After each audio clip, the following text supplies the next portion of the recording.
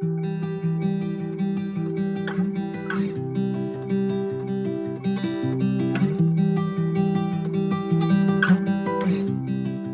am from Darfur. When I was a kid, life is really good there until 2003. Then things start to change. What changed in 2003 was the outbreak of Sudan's civil war, when rebel groups began fighting with the Sudanese government. The war continues today. The war in Darfur has changed everything. The relationship between people, tribes, families. There's no access to running water, no access to food.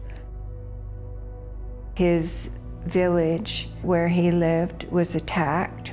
His two brothers went missing, and he went out to try and find them. Unfortunately, the militia detected him, shot him. They tied him up to a tree. Then they took him into jail.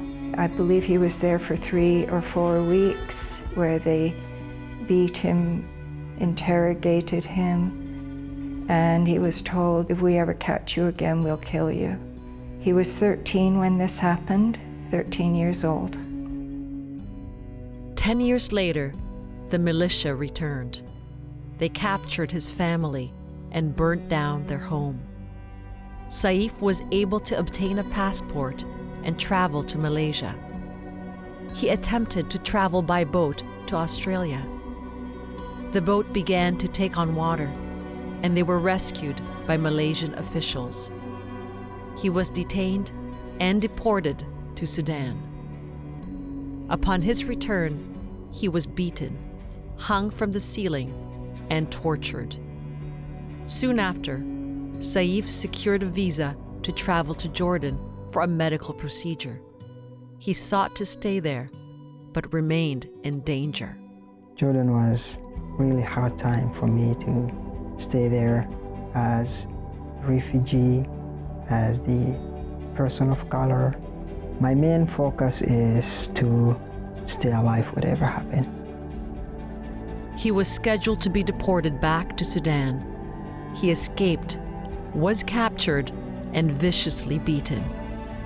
The police told his doctor to kill him, but the doctor refused. Finally, a good development for Saif. He got married.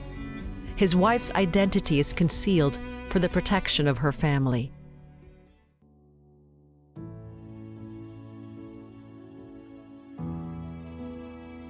Then Saif got connected with a Jesuit center in Jordan.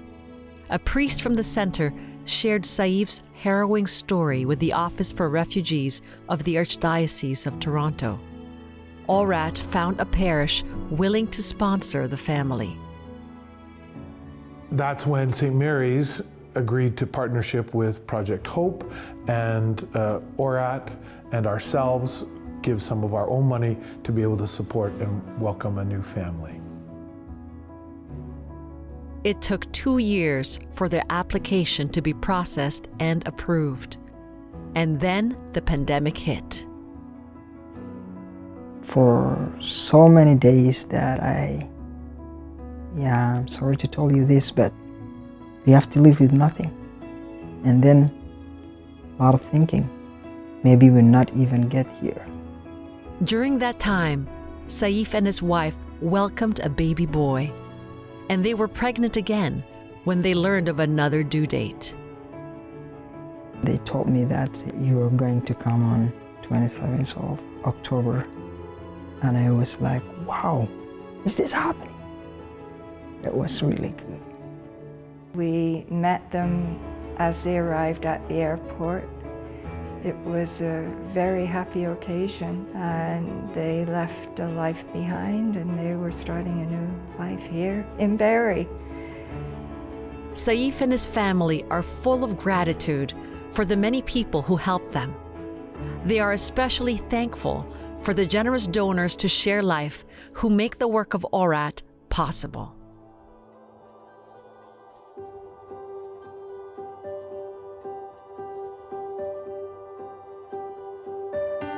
thank you so much. They are saving a lot of lives, and I'm one of them, so thank you so much. ShareLife is such an important, integral part of the way that the Archdiocese lives its mission to spread the gospel.